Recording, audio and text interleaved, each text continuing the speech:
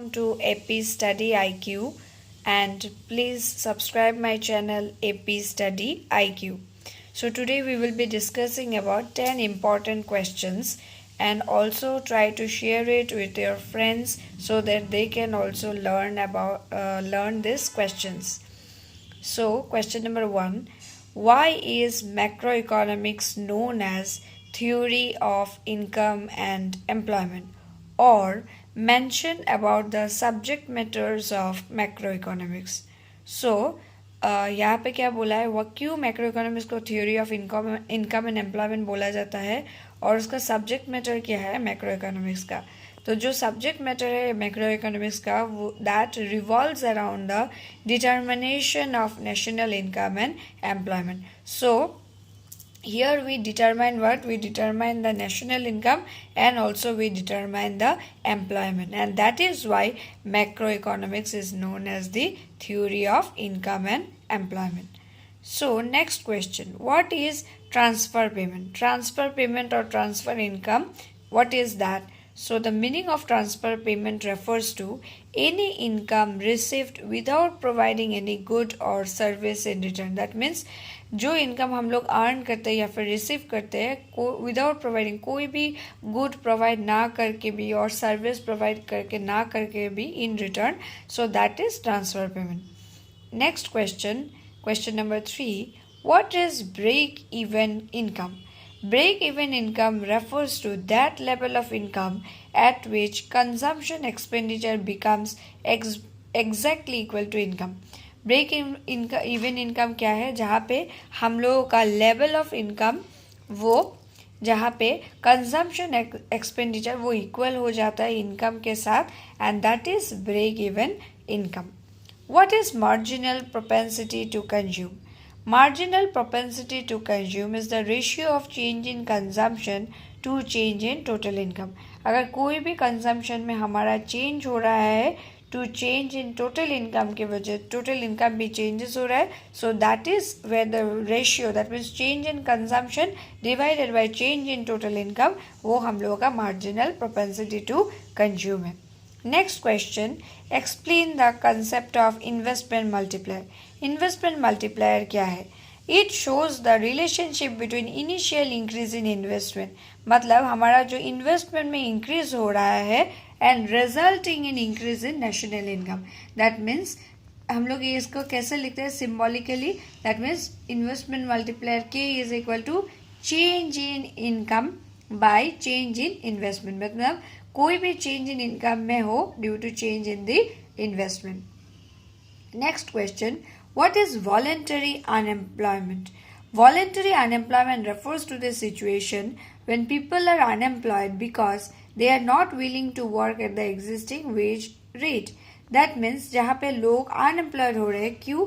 Because वो people they मतलब लोग not willing to work anymore, मतलब वो wage rate अभी जो suppose wage rate 50 है, तो उस wage rate में अगर वो लोग काम नहीं करना चाहते, मतलब काम नहीं करना चाहते और वहाँ पे वो अनएम्प्लॉयड रह जाए, so that is voluntary unemployment.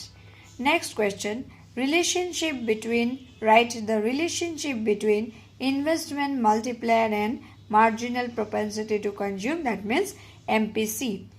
सो हम लोगों को पता है कि एमपीसी और जो मल्टीप्लायर है वो दोनों, इन्वेस्टमेंट मल्टीप्लायर है, वो दोनों में एक डायरेक्ट रिलेशनशिप है, मतलब एक इंक्रीज होगा तो दूसरा भी इंक्रीज होगा और एक लो होगा, कम होगा, वो दूसरा भी कम ही होगा. So if MPC increases is high तब हम लोगों का इन्वेस्टमेंट मल्टीप्लायर भी हाई रहेगा. अगर एमपीसी लो है तब कैपिटल मल्टीप्लायर, इन्वेस्टमेंट मल्टीप्लायर भी लो होगा, दैट मीन्स स्मॉल होगा. Next question, mention the difference between revenue receipt and capital receipt. अभी रेवेन्यू रिसिप्ट ये है क्या? ये it refers to those receipts to the government which neither create a liability nor lead to reduction in assets, मतलब वो हम लोगों को लाइबिलिटी भी क्रिएट नहीं करते हैं और साथ में कोई एसेट्स में भी कम, मतलब रिडक्शन, कमी, मतलब वो भी नहीं करते. So both the things, that is example, जैसे कि हम लोग टैक्स जो रेवेन्यू अर्न करते हैं, रेवेन्यू जो रिसीव करते हैं, रेवेन्यू फ्रॉम टैक्सेस, वो हम लोगों का रेवेन्यू रिसिप्ट है. अभी कैपिटल रिसिप्ट क्या है? It refers to those receipts of the government which either creates a liability or leads to reduction in assets. That means वो ऐसा रिसिप्ट है जो हम लोगों को लाइबिलिटी क्रिएट करते हैं और साथ में हमारा एसेट भी रिड्यूस कर देते हैं, जैसे कि एग्जाम रिकवरी ऑफ लोन्स और बाकी रिसिप्ट्स और बोरोइंग्स कहीं पे से हम लोगों ने अगर बोरो किया या फिर कोई भी अदर लाइबिलिटीज हो तब उसको कैपिटल रिसिप्ट बोला जाता है.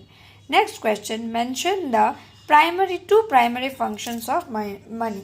The two primary functions of money क्या हो सकता है? मीडियम ऑफ एक्सचेंज हो सकता है, जैसे कि मनी हम लोग एक्सचेंज कर सकते हैं. और नेक्स्ट है measure of value, that means money हम लोग मेजर भी कर सकते हैं. Now we will move on to last question, What are direct taxes and indirect taxes? Direct taxes क्या है? It refers to those taxes which are paid by the same person on whom they have been imposed. That means tax हम लोग एक ही person, same person पे हम लोग impose कर सकते हैं एंड वही पर्सन क्या करेंगे, वो उस टैक्स को पे करेंगे. इनडायरेक्ट टैक्सेस क्या है? It refers to those taxes whose burden can be shift. मतलब अगर हम लोग कुछ चीज़ सामान खरीदने जाए तो प्रोड्यूसर क्या कर सकते हैं, कस्टमर के ऊपर वो टैक्स शिफ्ट कर सकते हैं. बट डायरेक्ट टैक्सेस जैसे कि इनकम टैक्सेस है, वहाँ पे जो लोगों के मतलब if some person is earning income, then direct taxes मतलब उस इनकम से ही उसको टैक्स पे करना होगा. बट इनडायरेक्ट टैक्सेस में अगर कोई लोग सामान खरीदने जाए तब प्रोड्यूसर और रिटेलर क्या कर सकते हैं, उसका जो टैक्स है वो कस्टमर के ऊपर शिफ्ट कर सकते हैं. सो that is the basic difference between direct taxes and indirect taxes. Okay, so we have completed the 10 important questions. Now please don't forget to subscribe the channel AP Study IQ and also share it to your friends, and more videos are coming up. Thank you students.